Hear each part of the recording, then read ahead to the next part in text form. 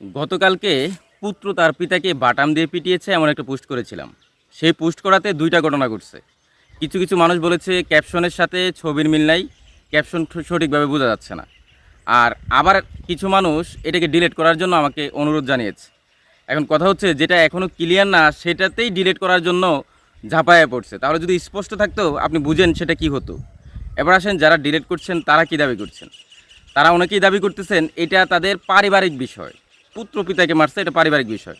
তো আমি উত্তর দিচ্ছি, সেই পরিবার এবং সেই পুত্রের নাম আমি উল্লেখ করি নাই। সুতরাং আপনি ডিলিট করতে কেন অনুরোধ করবেন?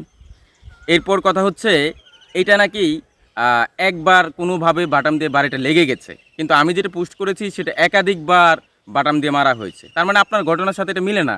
যেই ঘটনাটা আপনার সাথে মিলে না সেটাকে টেনে আপনার সাথে কেন মিলাচ্ছেন? আর পরবর্তীতে বলছেন ডিলিট করার জন্য। ভাই, পোস্ট যে কেউ স্বাধীনভাবে করতে পারবে। এটা স্বাধীন প্ল্যাটফর্ম। আপনার যদি এই ব্যাপারে কোনো কথা থাকে আপনিও আবার সেই একইভাবে পোস্ট করতে থাকেন।